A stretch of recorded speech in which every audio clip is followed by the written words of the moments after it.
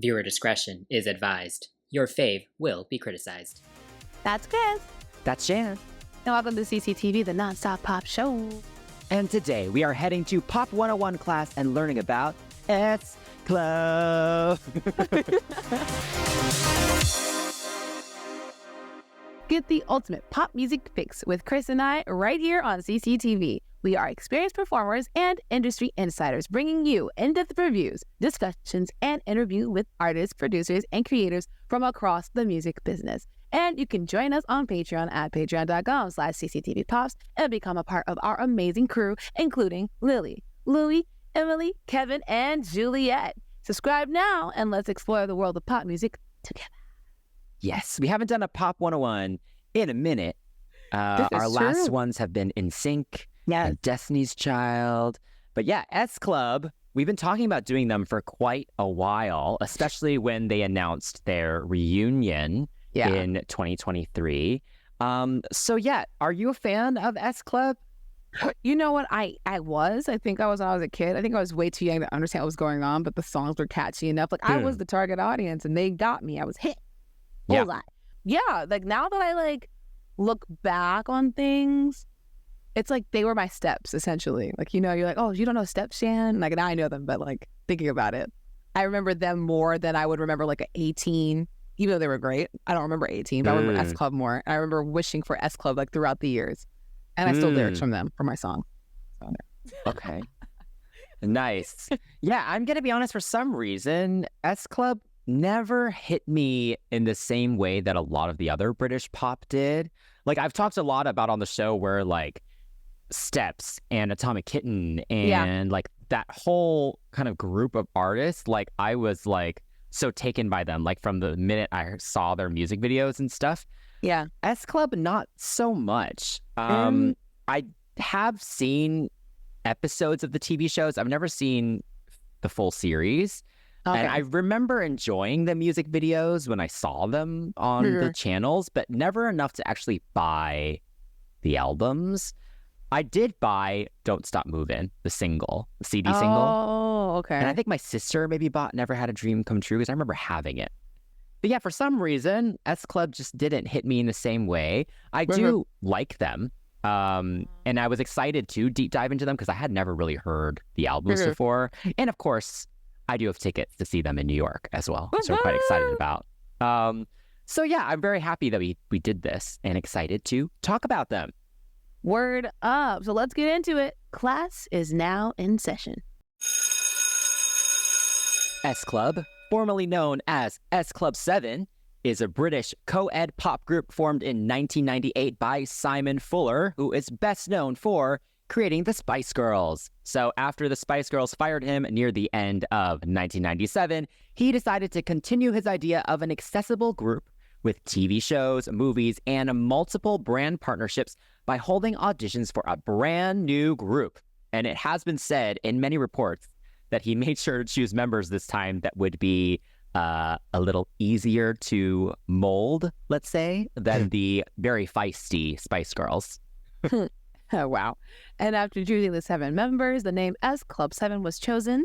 And many say that the S represents the first initial in Simon's name, though Bradley has since revealed that S is also the 19th letter in the alphabet, and Simon's company is called 19 Entertainment. So yeah, it feels a little less, narcissistic, I suppose.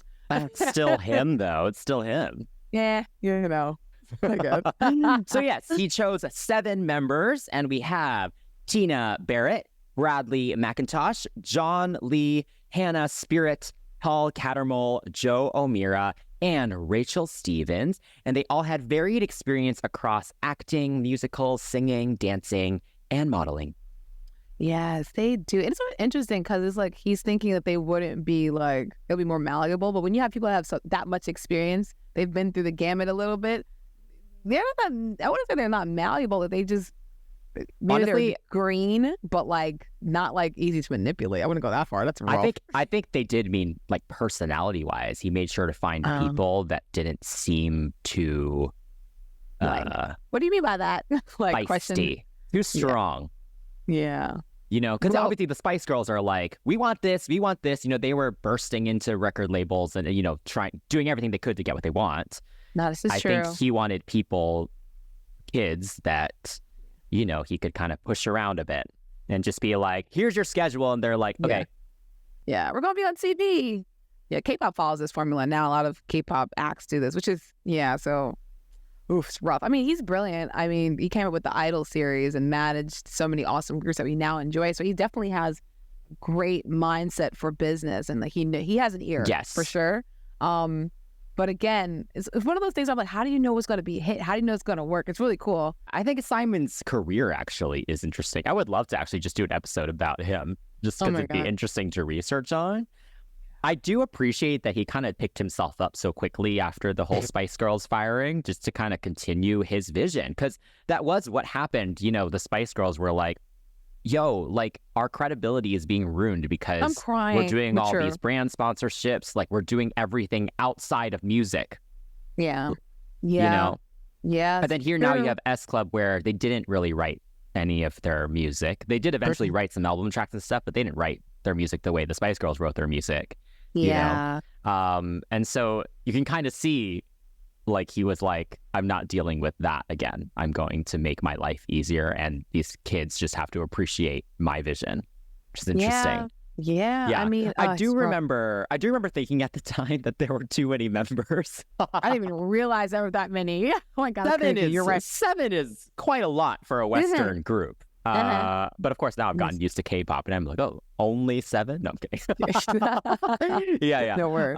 But I do remember questioning why they were all needed, because Joe really did sing the majority of all their singles, really. Yeah.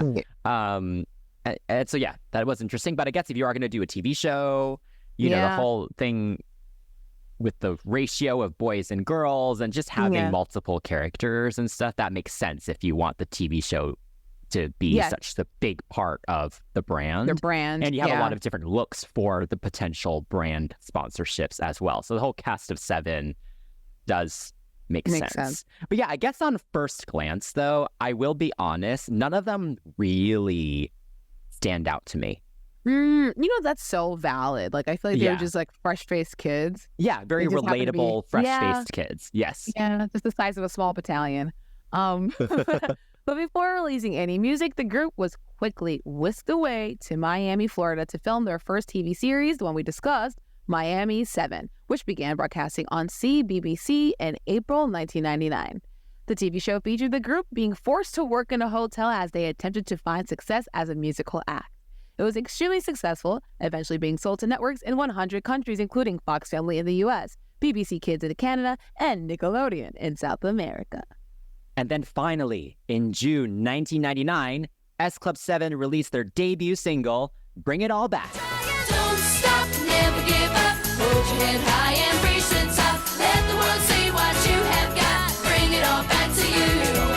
Dream of falling in love, anything you've been thinking of. When the world seems to get too tough, bring it all back to you. This was the theme song from Miami 7, and it went straight to #1 in the UK. And it featured lead vocals from all 4 female members, plus ad-libs from all 3 boys as well. Yes, ad-libs. And the single went on to find success across the world. Yes. I mean, the reason I emphasize that is because this might be the only single that has actually all 7 of them, like, featured in some way.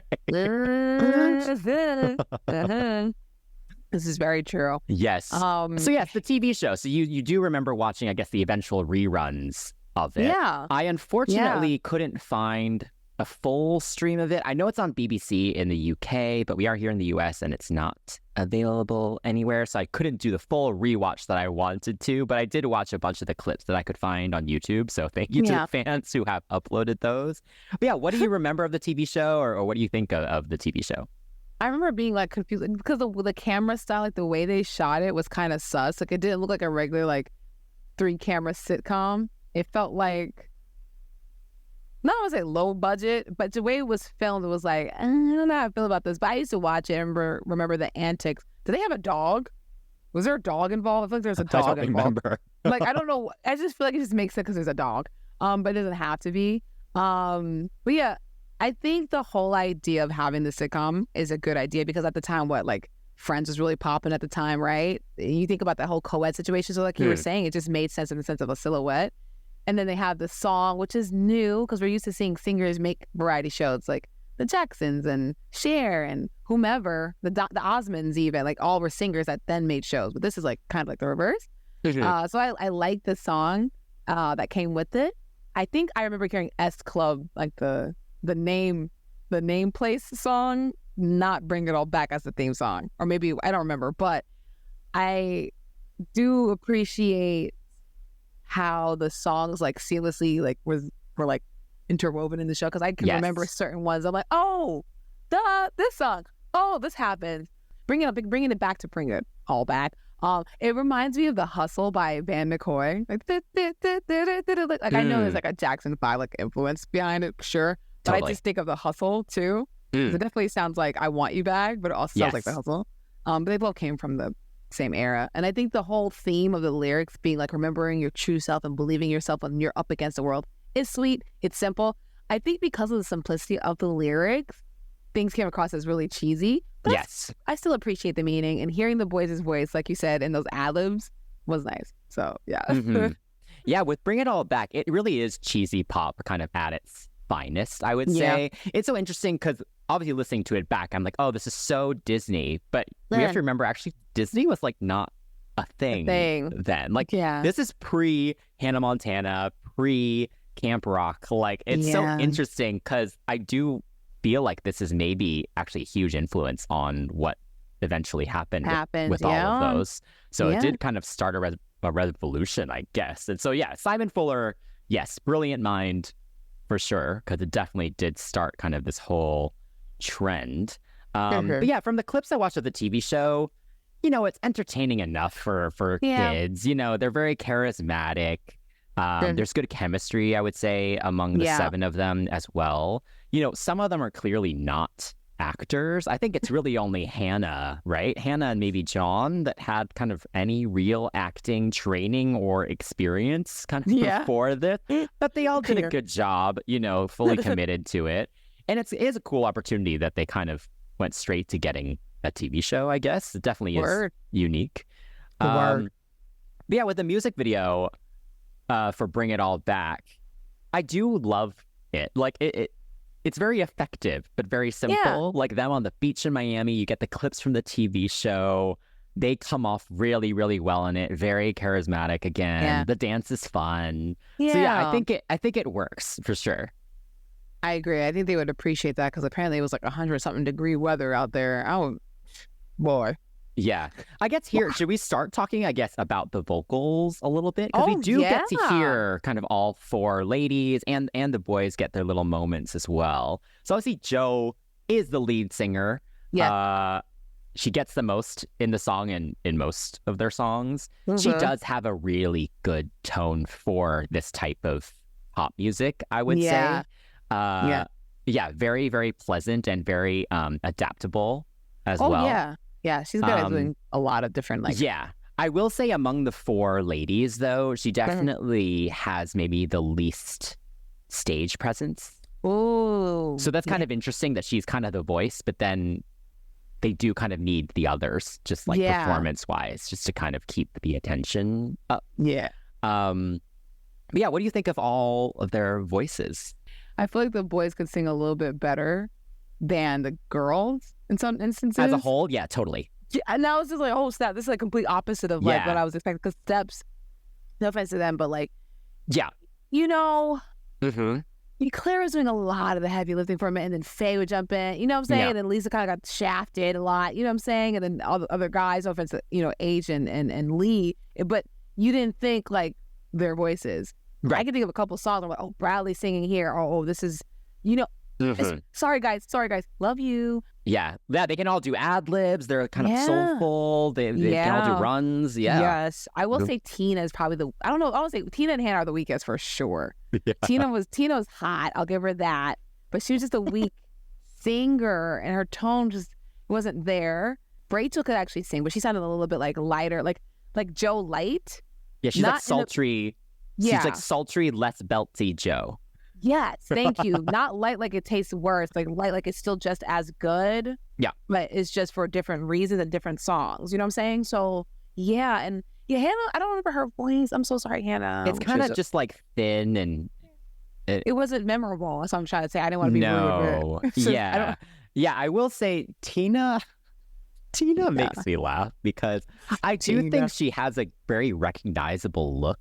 So maybe that's kind of a big part of it. But the vocals are, and we'll talk about this more as kind of their career goes, because it gets highlighted a couple times. But yes, I do question her vocal ability. Yeah. She actually was in Mystique before she was in S Club, which I find even more interesting. So she's actually in, which if you'd like us to do a deep dive on Mystique, let me know, because I would love to. Drop the comments, y'all. We have a list, but gotta get through that list. Yes. Gotta add to the list. Gotta keep adding to the list. Oh gosh. Anyway, so look, she's been in multiple groups. So I just don't understand, because her voice is just very unstable. Maybe she was there for the looks and the dance, like the visual, like they have in K-pop. Sure. I mean, yes, she does have a recognizable look for sure. But yes, I agree. I think that boys in general are very, very good. Like, I wish within their discography that there'd be more of just the three of them. Oh my God. Having the three boys lead a track would be really, really good. Yeah. Because I like all three of their tones. They're all very different too. Just very interesting. And it all kind of works. So it did work. I agree with you. Very interesting. But so let's keep going, because after Bring It All Back, S Club 7 quickly followed up with their second single, S Club Party, in September 1999, right before the debut album, S Club, was released in October.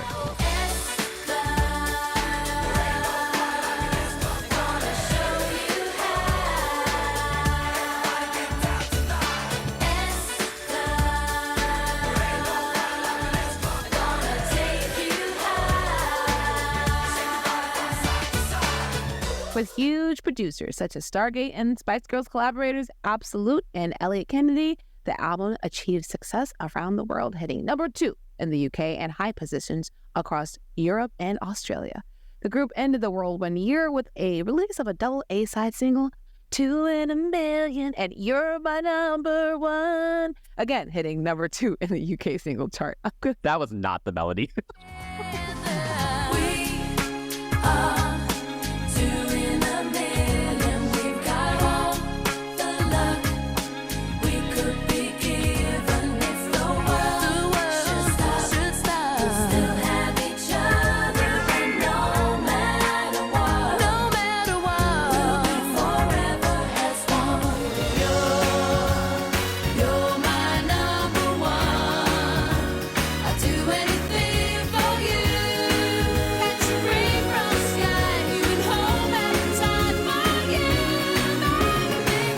Said on the show before, I think in another pop one, maybe the NSYNC one, I love self-referential songs. Oh yeah, totally. Like all the pop groups were doing it back in the day, in the 90s, 2000s, and it's so cheesy, but it's just so much fun. Yeah. And this one's up there as one of the best ones.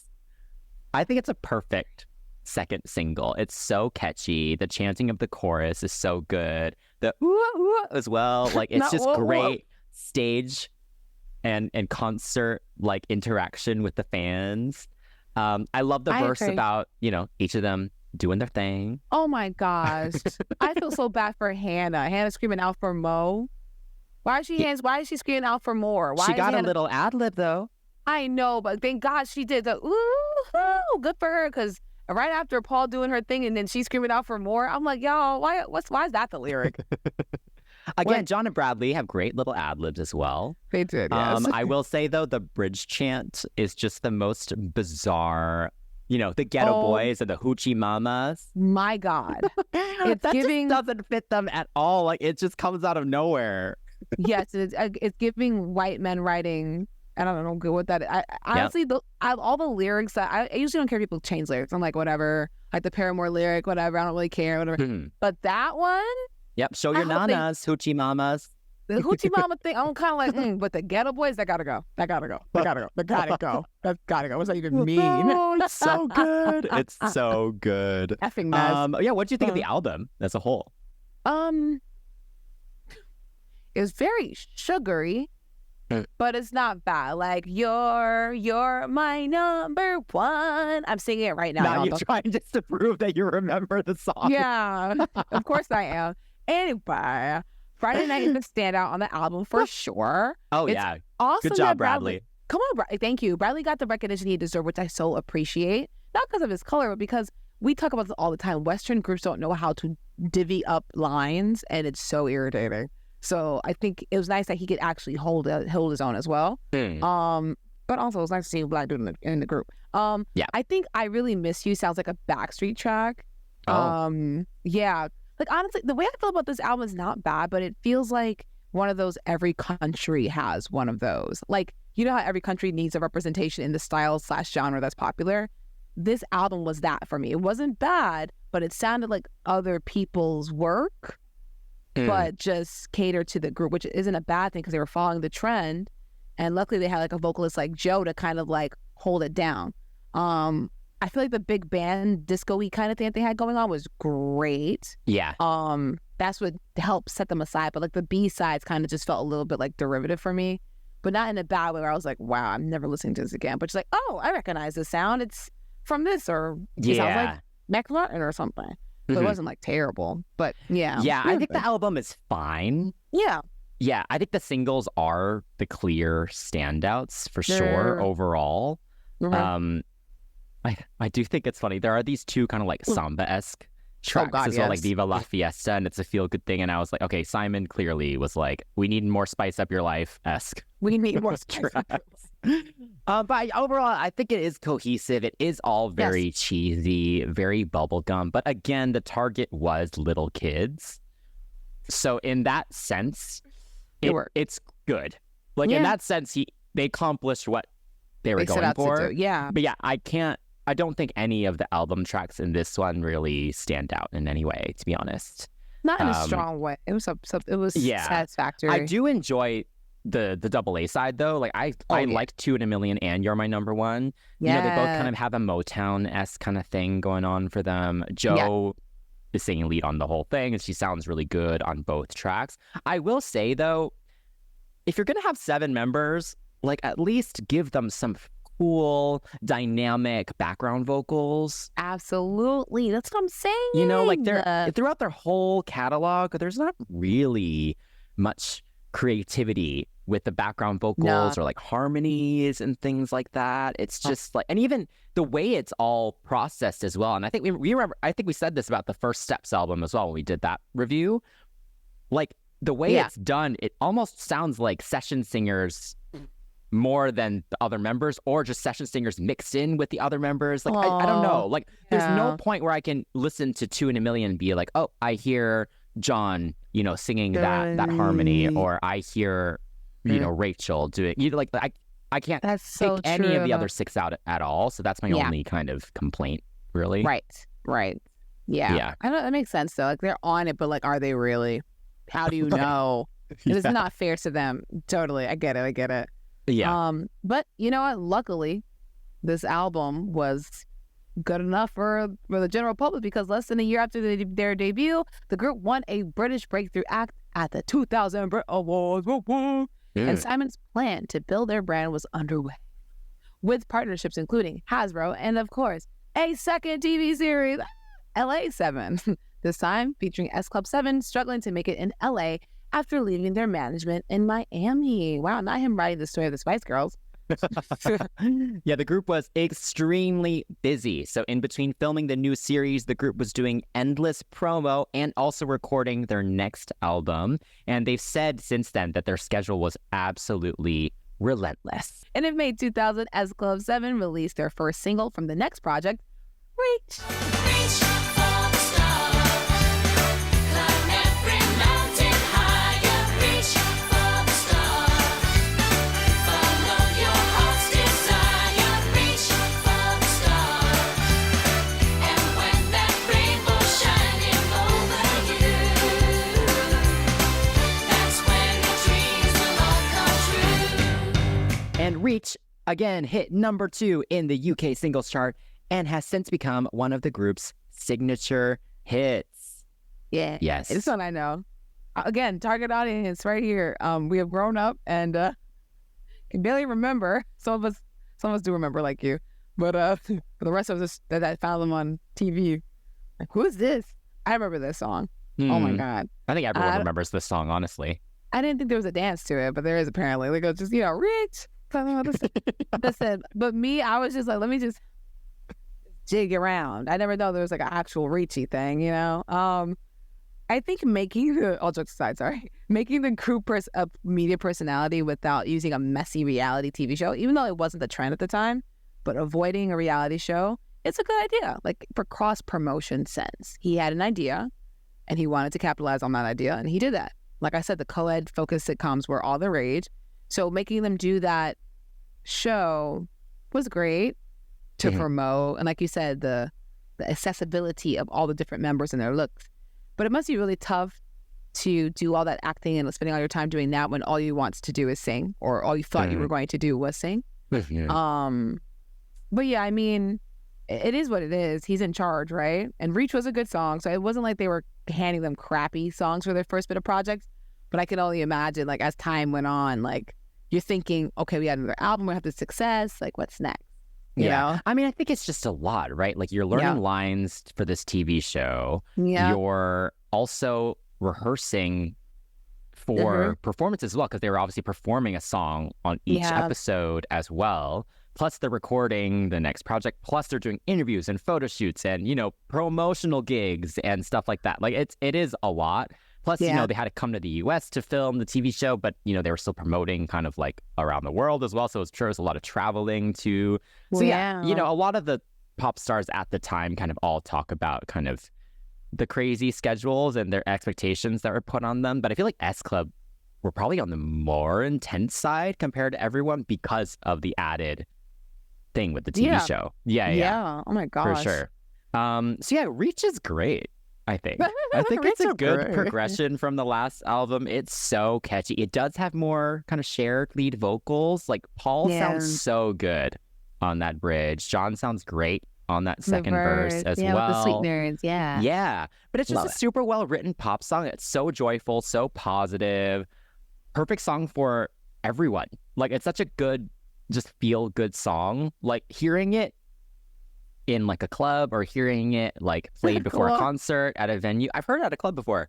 I believe it's like so funny hearing that it, like I'm sure when we see it in concert as well. Like, it's just everyone is so happy when the song comes on, and it has great production as well. Like, the drums sound really good. The brass is super full.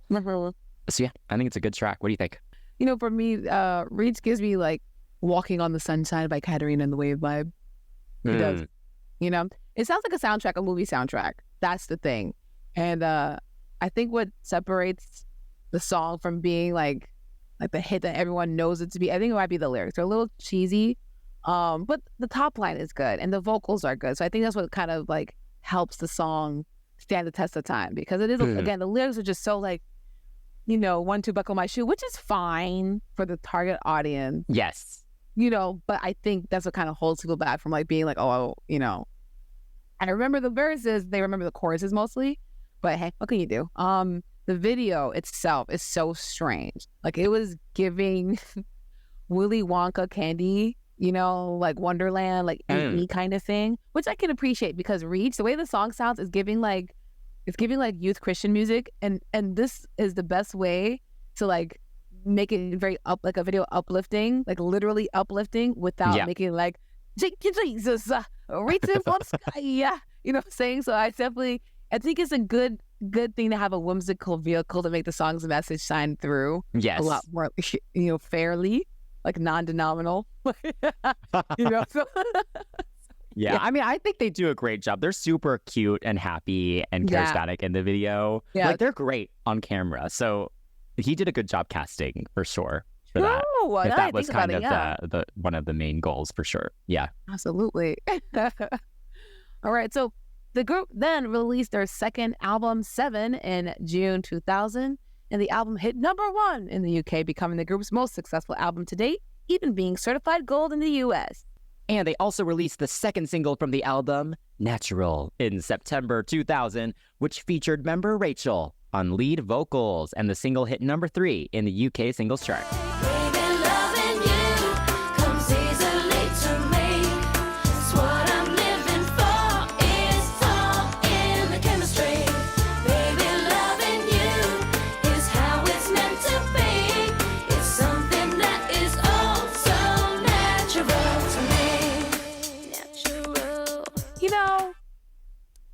here's the thing. How much more mature can you get? You know, you went from like 10-year-olds, like 10 preteen. Yeah. And now you're like, this is like mature in that. 12-year-olds. Yeah, no. I'm going to give it like at least 13, 14, 15, you know, like, come Okay, on. maybe 13. Maybe 13 at the most for this album. Okay. Oh, for the album. Oh, you mean the single? You're talking about the single? No, you're right. For the album, though. Yeah. Before the single, I feel like maybe 14, 15. Okay, fine. That's valid. Yeah. Okay, thank you. Thank Okay, you. I fine. appreciate that. But no, you're right. It's definitely gonna be like 12 going on 13, like thinks they're grown kind of like age. Yeah. But you know what? I'm not going roasting. We're not roasting. It's just funny. You know, with this album, you have songs that bring back the old sound, like Bring the House Down with this awesome bridge. The Spice-inspired Love Train. Is that and then Spice inspired? it felt Spice-inspired to me. Okay. Stop bullying me. We don't have to have the same opinion. No, I'm teasing. I'm totally teasing. And then you have songs that set them back thematically, like Best Friend, and hang on, there's a cuss word on this project. In one of the better songs on the project called "All in Love Is Fair," she said the A word, and I was like, "Ooh, Wait, really? yeah." Something about your ass, and I was like, "Ooh, yeah, something about the ass, her ass." Like something. I forgot the lyrics, but the point is, if you want an album review where I talk about her ass, then let's get into it. Leave drop a comment. But yeah, overall, it just feels more grown up. Like finally grown up for teenagers who are homeschooled. But it's fun, you know. I love the vocal distribution throughout the album, so I appreciate it. Yeah, I do think the album is a natural progression from the first album. Yeah, slightly more mature. I guess like there are some more kind of R&B-ish tracks, like there's I'll Keep Waiting and Cross My Heart, and of course Natural as well. And Natural for sure stands out amongst kind of the songs we've heard so far, the singles we've heard so far. Like definitely more mature, and with the video as well.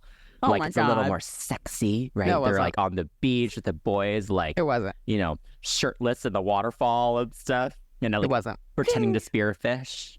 That was weird. The video was too bright for this song. Like, I'm not saying they had to go to the club or anything, but a rooftop on the city with the skyline, like that would have been so cool. Like a little helicopter pad with the skyline in the back. You know, they're sitting there singing their song. I mean, I assume they were in LA, so they were just like the beach. You know? Yeah, again. God, it reminded me of 5, 6, 7, 8, the way it was filmed. Like with the it's a little sexier than 5, 6, 7, 8.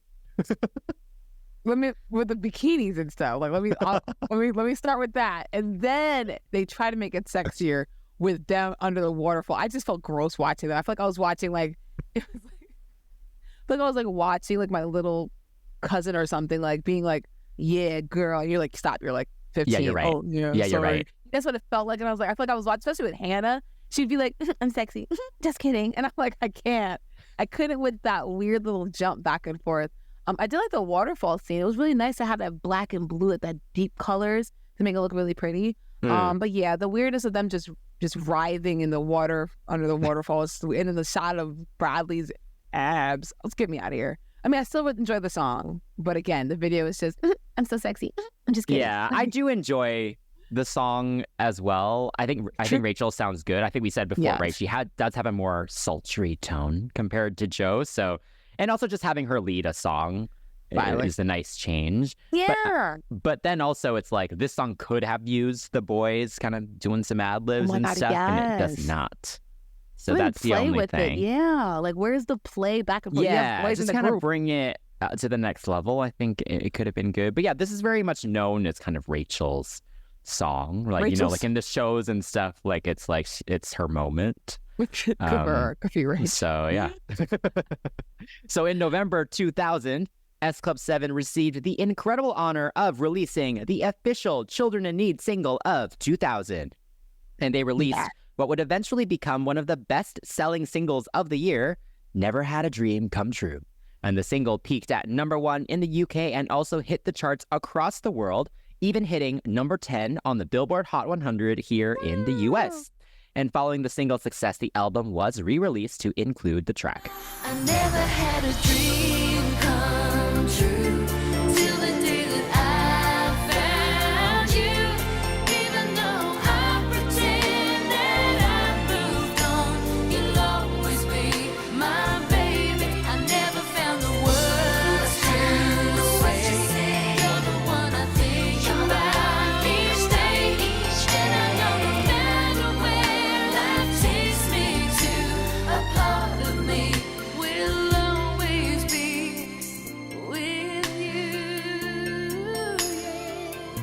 That's a good song. I love that song so much.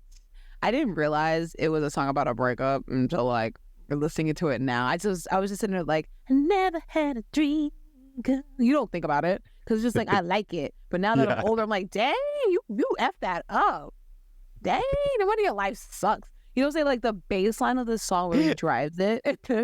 Yeah. It has like this nice R&B kind of feel, but it's still like palatable. You know, like I'll let my kid listen to this. You know those parents.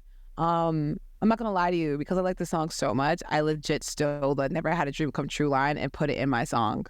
One of my songs. Nice. I thought it was nice. I was like, ooh, I didn't use the same melody, so don't come for me, songwriters. Don't come for me. Don't try it, darling. But I remember listening to the song like a couple years ago, and I was like, oh, that should be in the song. I did. It's in the verse though, not in the chorus. So definitely can't sue. It is so good. It is one of the best kind of pop ballads of that era, I would say. Yeah. Like the melody is really beautiful. The instrumental's very pretty with the piano and the strings and the sparkles. The sparkles. Yeah, you're right. Yeah. Joe does sound great on it. Again, same comment that I had said before about the background vocals being a little more, just special for kind of the other 6 of them. But otherwise, can't fault it. Very, very good track. Deserves all the success that it's had. Totally. And I actually hadn't seen the video in a while. But I had remembered, like, in my mind, they were outside, like, in the snow, in the mountains. And now I'm watching it back, and I'm like, no, they were literally in a white studio. And it was all just, like, B-roll. Like, oh, my God, you're right. And edited in. Yo, whoever was editing was in love with Joe and Hannah's eyes. Those eyes were looking extra blue. Oh, yeah. It was very piercing. The video reminds me, it's so romantic. It reminds me of the Sailor Moon Hearts on Ice movie. Oh. Yeah, I love that. But it felt very much like To Become One, but like winter version. So I was cracking up about that too, the way it was filmed. But yeah, I like that. Yeah, and I'm glad the song has done so well as well, just globally. Like, I actually didn't realize it got that high a position in the U.S. either. Like I have a friend that knows the song too, and she doesn't really like listen. Like sometimes she's like, "Oh, you listen to is that K-pop or something?" I was like, "No, it's another like Western group or something." And she's like, "Oh, okay." Oh, I know this song. I was like, yeah. I think a lot of Americans like realize this song, that or the S Club, the theme. It's either this or that. I think Bring It All Back gets some recognition as well. I think just from the TV show, I would say. I believe you. I just not the people I asked. I was like, you don't know S Club? Is that K-pop? I was like, listen, not everything I do is. Oh my gosh! But the point is, there was some recognition when I sang the song, so that's good. Very good. Yeah. That was the way of people's hearts. And speaking of the way of people's hearts, the group was getting bigger and bigger, and the momentum was not stopping. Time for a recess break. Join us for part 2, where we discuss the Sunshine album, Paul's departure, the Seeing Double era, and the first split.